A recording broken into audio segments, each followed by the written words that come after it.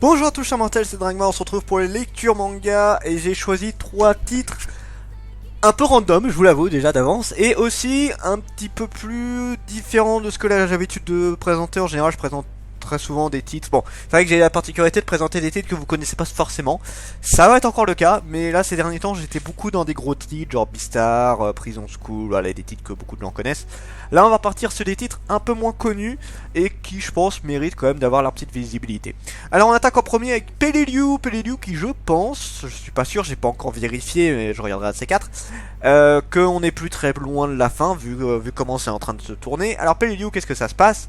Eh bien c'est sur l'île de Peleliu, voilà, comme le titre est bien choisi, où c'est la guerre entre le Japon et les États-Unis, c'était pendant la Seconde Guerre mondiale, et enfin si je dis pas de bêtises, pendant la Seconde Guerre mondiale, j'ai un gros doute, qui en fait voilà, tu as les Japonais qui essaient de garder cette île par tous les moyens possibles, parce que c'est pile entre les États-Unis et le Japon, donc si jamais les États-Unis s'en emparent, ça ferait une base militaire extrêmement pratique, parce que ça éviterait de faire le chemin d'une seule traite. Là ils pourraient se poser, faire une base, faire du ravitaillement, bref en termes de tactique militaire ce serait l'idéal cette île.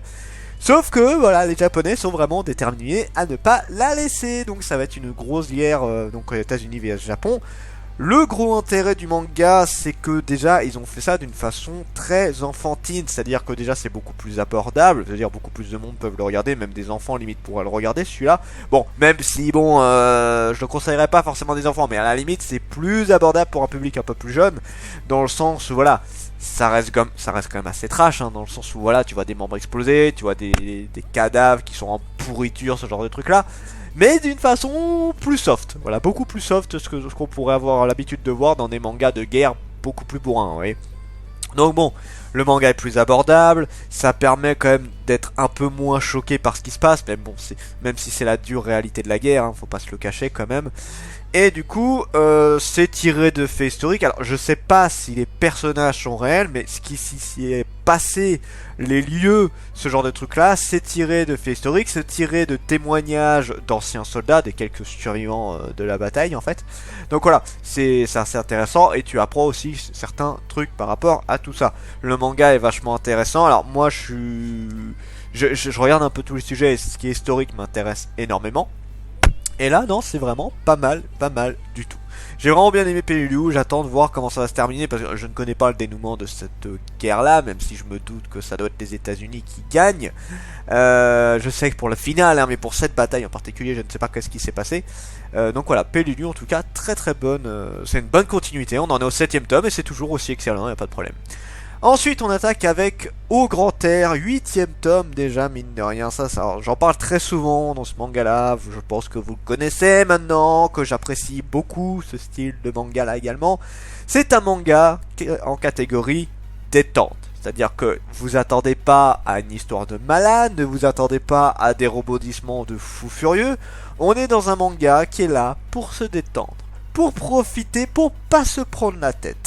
Grosso modo, l'histoire, c'est une jeune fille qui adore faire du camping et qui va rencontrer d'autres amis, et ça va être un petit peu la découverte du camping sur plusieurs endroits du Japon, les différents trucs qu'on peut avoir, donc bien évidemment les tentes, les moyens de se chauffer, les moyens pour dormir, les moyens pour se faire à manger, pour récupérer du bois, pour pas être loin de tout ce qui est, vous savez, salle de bain, le truc du genre, voilà.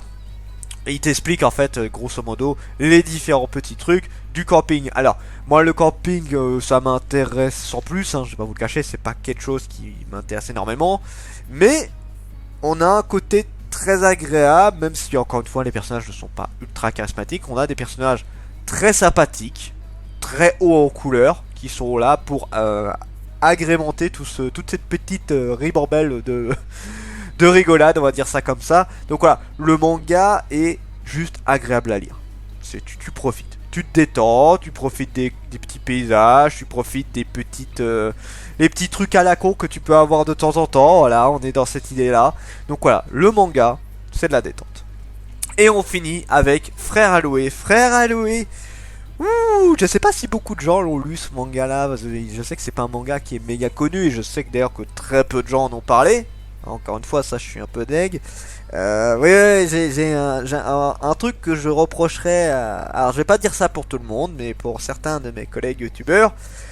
Vous avez la fâcheuse tendance de ne parler que des titres extrêmement connus, et je trouve ça dommage. Vous faites ce que vous voulez, j'ai pas de problème avec ça, mais il y a quand même des titres qui méritent d'être plus présentés que d'autres, je trouve. Voilà. Donc du coup, Frère Aloé qui en fait partie pour moi, un manga qui est particulier quand même parce que c'est des sujets assez durs en soi pour l'histoire. C'est une famille, donc ma famille pour ce qu'il en reste, hein, c'est un frère et une sœur. Leurs parents sont morts. Et malheureusement, bah, ils vivent plus tous les deux avec l'héritage de leurs parents, donc qui a l'air d'être assez conséquent, mine de rien. Le problème, c'est que le frère, qui était très gentil avant, c'est devenu un peu un connard. Après, ça, bon, ça peut se comprendre, oui et non. Disons que c'est pas sympa d'être un connard comme ça, surtout avec sa petite sœur qui est ultra gentille, qui fait en sorte d'essayer de le réconforter, qui essaye de faire en sorte de lui changer les idées. Bref, c'est vraiment pas la gamine casse-couille, hein, c'est vraiment une gentille petite fille. Sauf que lui, voilà, les autres membres de sa famille, voilà, les cousins, les oncles, tout ça, quand ils sont venus à l'enterrement, c'était exclusivement pour dire alors, question de l'héritage, combien j'en récupère, tu vois. Très sympa, tu vois, ils sont pas vraiment dans l'ambiance de ce genre de truc là, et c'est pas le genre de truc que tu viens de demander, hein, merci connard. Et le truc c'est que voilà, il s'est renfermé, maintenant il reste dans sa chambre à jouer à H24 à la console, et la petite sœur, bah, elle en est un petit peu dépitée parce qu'elle perd réellement son grand frère là. Donc en plein séance de pleurage dans un petit parc, elle va tomber sur un jeune homme qui essaye de la consoler et du coup lui propose: est-ce que tu ne veux pas que je sois ton grand frère de substitution, tu vois, vraiment genre le juste histoire de la consoler un peu. Et elle accepte, mais à condition qu'elle le paye, c'est-à-dire qu'elle ne veut pas oublier son grand frère. Elle veut que son grand frère, ça reste celui-là, et elle veut pas que en faisant ce truc d'avoir un faux grand frère, elle se dise au fur et à mesure: merde, mais en fait je l'apprécie plus que mon grand frère. Voilà, le principe de donner de l'argent, c'est se mettre un frein pour se dire: c'est un service que je loue, ce n'est pas mon grand frère en fait, voilà. Donc l'histoire est très sympa, mais voilà, même si c'est extrêmement triste, on est dans quelque chose, voilà, qui est là pour te rappeler à quel point certaines choses de la vie ne sont pas forcément agréables, mais voilà, le manga est vraiment très sympa à lire. Enfin, voilà, encore une fois, c'est bizarre à dire, parce qu'il est sympa à lire dans le sens que je trouve que c'est bien travaillé, mais voilà, tu vas pas être ultra joyeux en voyant ce genre de manga. Mais voilà, en tout cas, 3 petits mangas, Peleliu, Grand Air et Frère Aloé, qui je pense devraient être un petit peu plus connus. Ce sont des mangas qui sont pas forcément très lus et qui mériteraient d'avoir un peu plus de visibilité. Donc sur ce, c'était Dragmar et je vous dis à la prochaine, chers mortels.